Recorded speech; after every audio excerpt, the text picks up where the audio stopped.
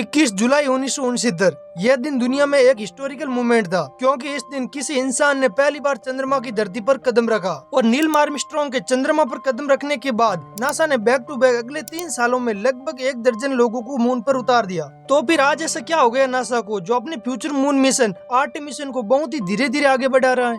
और कहीं ऐसा तो नहीं कि उस समय अमेरिका चंद्रमा की धरती पर उतरा ही नहीं, बल्कि रूस से आगे निकलने और दुनिया को अपनी स्पेस पावर दिखाने के चक्कर में कहीं झूठ तो नहीं बोल गया। तो चलिए आपके इन सारे सवालों के जवाब जानेंगे आज के इस वीडियो में, तो वीडियो के आखिरी तक जरूर बने रहे। वीडियो में आगे बढ़ने से पहले आप ये डाउट क्लियर कर लीजिए कि ये सच है कि अमेरिका ने चंद्रमा की धरती पर इंसान को भेजा था। लेकिन हमारा सबसे बड़ा डाउट तो यही है कि आज से 55 साल पहले नासा ने इंसानों को चंद्रमा की धरती पर कैसे भेज दिया, जबकि प्रेजेंट टाइम में नासा के पास ज्यादा टेक्नोलॉजी और संसाधन है, फिर भी इनको मून पर जाने में इतनी दिक्कत क्यों हो रही है।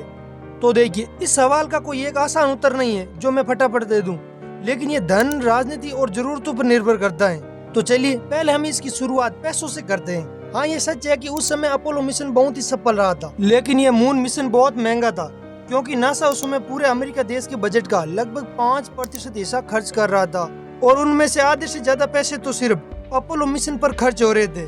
और यदि हम इन्फ्लेशन को ध्यान में रखते हुए आज के डॉलर में पूरे अपोलो मिशन की लागत को नापे, तो यह लागत लगभग 260 बिलियन डॉलर से भी ज्यादा होगी।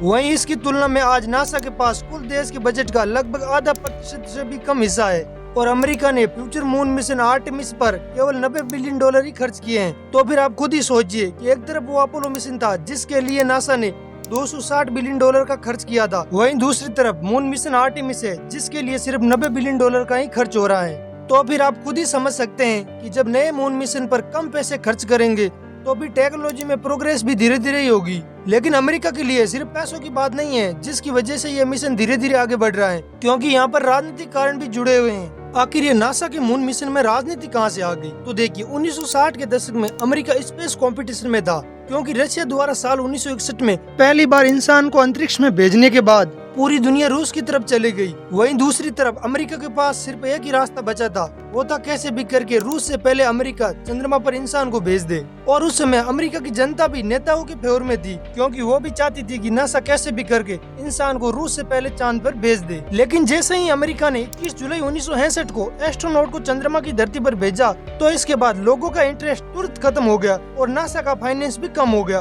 क्योंकि अमेरिका इस दौड़ में रूस से जीत चुका था। तो उसे अब दूसरी बार चंद्रमा पर इंसानों को भेजने के लिए इतनी बड़ी रकम खर्च करने की राजनीतिक या सार्वजनिक विल पावर नहीं है। इसके अलावा आधुनिक आर्टेमिस मिशन का कॉन्सेप्ट अपोलो मिशन की तुलना में नासा की जरूरतों का एक अलग सेट है, क्योंकि उस समय अपोलो मून मिशन बहुत ही रिस्की था। जैसे अपोलो 1 मून मिशन में 3 एस्ट्रोनॉट जिंदा जलकर मर गए, और इसी प्रकार अपोलो 6 मिशन भी असफल रहा, और अपोलो 13 मिशन में तो एस्ट्रोनॉट मरते मरते बचे थे।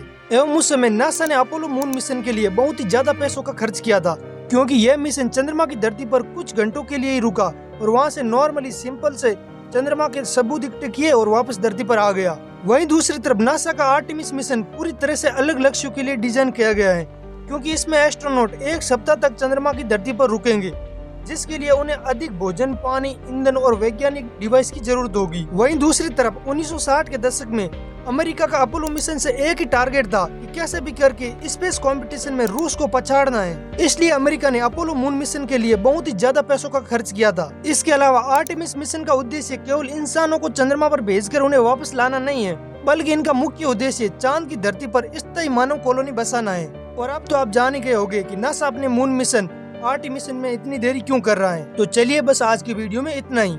यदि आप भी स्पेस नॉलेज में दिलचस्पी रखते हैं तो हमारे इस चैनल को जरूर सब्सक्राइब कर लीजिए। मिलते हैं किसी नए टॉपिक के साथ, तब तक के लिए जय हिंद, जय भारत।